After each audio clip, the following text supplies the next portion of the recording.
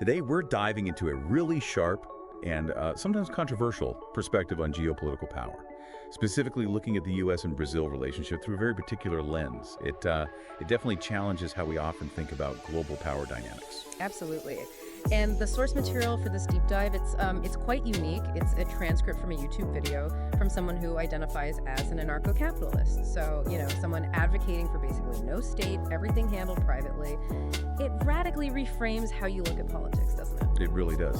So our mission today really is to unpack how this viewpoint sees things like force, freedom, political rationality, how that all plays out internationally, and specifically what these pretty stark predictions could mean for Brazil and maybe the wider global order. It's quite a journey into this framework.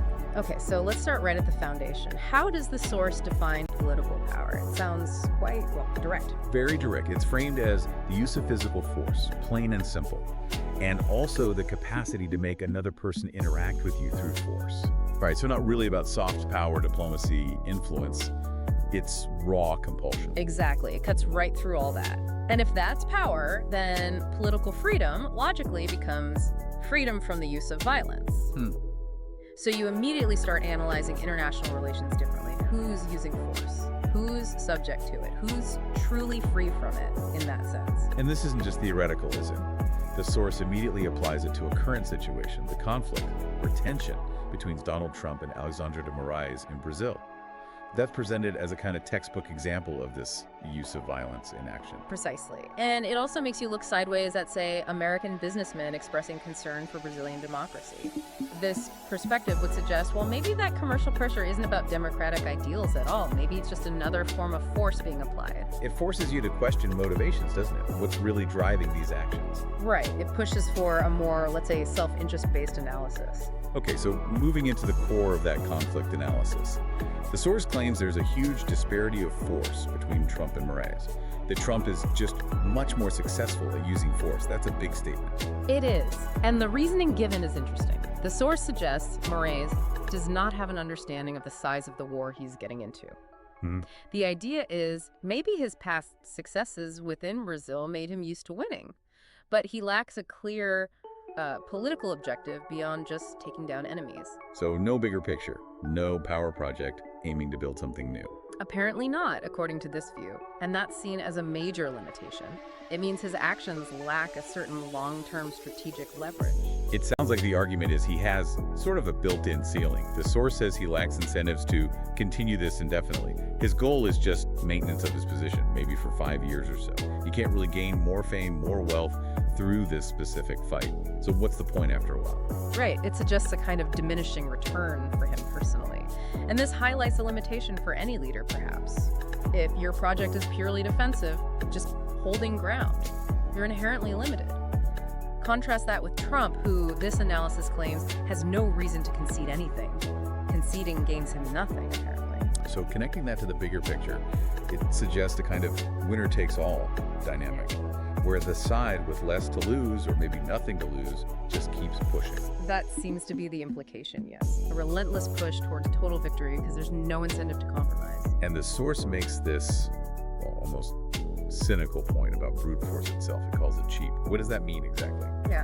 Easy to use initially. I think that's the idea. Easy to deploy, perhaps, but not necessarily effective long-term on its own. Because then it pivots, saying popular legitimacy and consensus are actually much more capable of changing the world in the long run. Exactly. So, Moraes, by relying heavily on force without that broad legitimacy, faces a natural limit. Force is cheap, but legitimacy is a more valuable currency for lasting change. And this also feeds into why Trump might not be affected by negative U.S. public opinion about Moraes' actions. Right. The source views any pushback against Moraes as potentially being framed in the U.S. as simply an affront to American power, something that can be easily dismissed or simply forgotten. It suggests a low political cost within the U.S. for these kinds of interventions, at least regarding Brazil in this specific context. Okay, so we've got this stark view of power as force in international relations. But what about the systems we often think moderate power, like elections?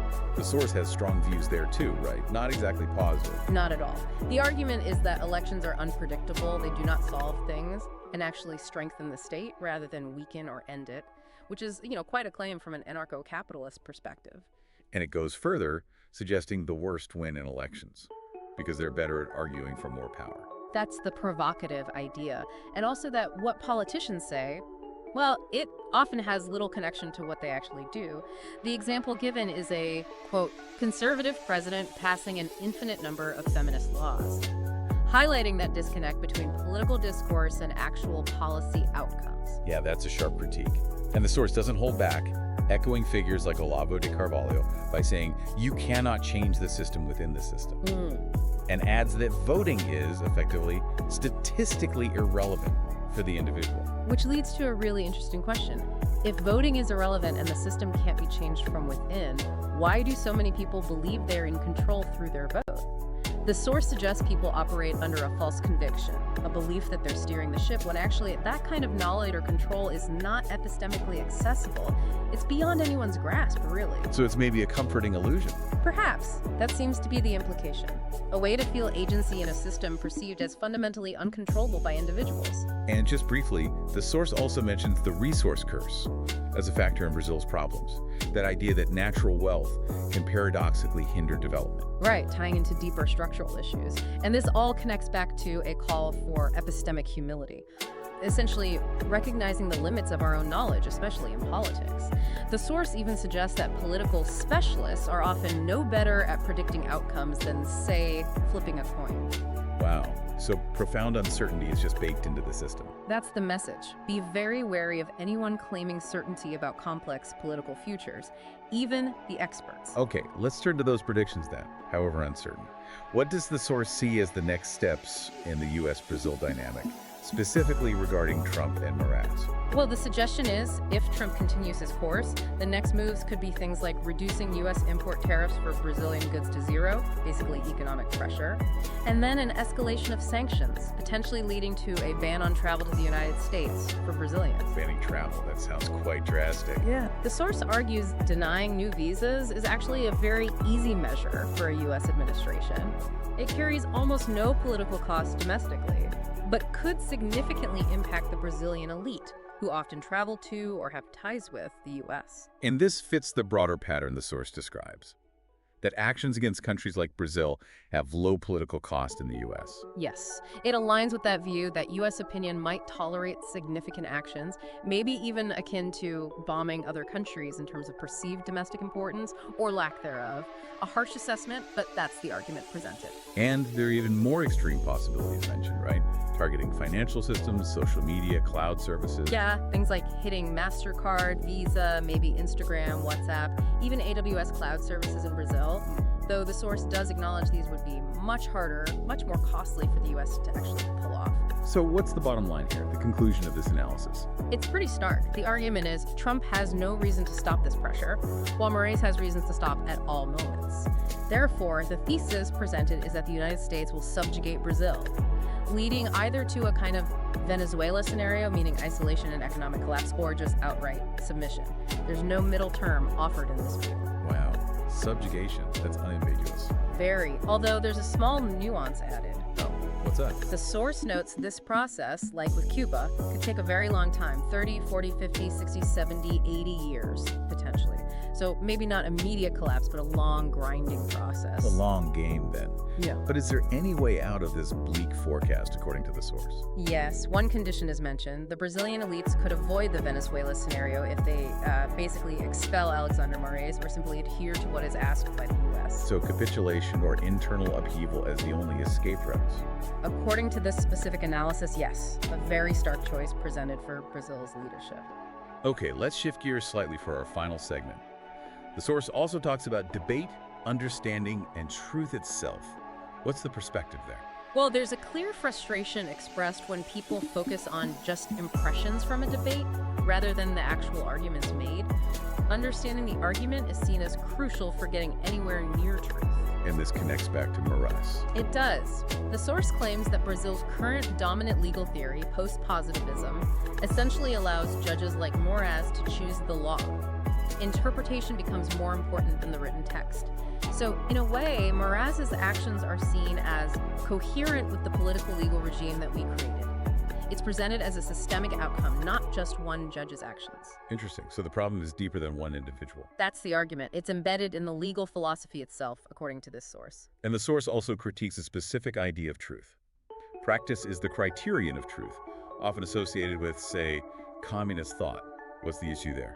The argument is that if truth is simply defined by whether something works in practice or achieves a desired outcome in the world, then logical refutation becomes impossible. You can't argue against something based on logic if the only standard is practical success.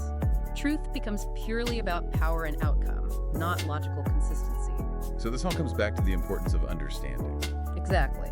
The source really emphasizes understanding, grasping the arguments themselves as a fundamental prerequisite for comprehending objective truth.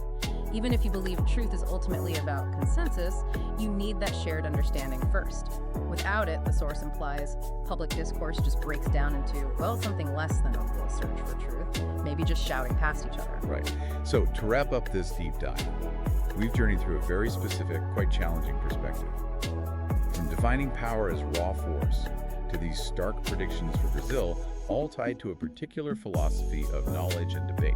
Yeah, it's definitely a viewpoint that pushes against conventional analysis, and exploring these diverse, even controversial perspectives is really vital, isn't it? Not necessarily to agree, but to build a more complete picture of how different people understand these complex geopolitical and philosophical issues. Absolutely. It's about broadening our own understanding. So as we leave you today, here's something to perhaps mull over. If our source is right, even partially, that public discourse often becomes more about popularity, about impressions, than a careful search for truth. What responsibility do we all have as individuals, as a society, to really cultivate that epistemic humility, that deep understanding needed for, well, genuine progress? Something to think about until our next deep dive.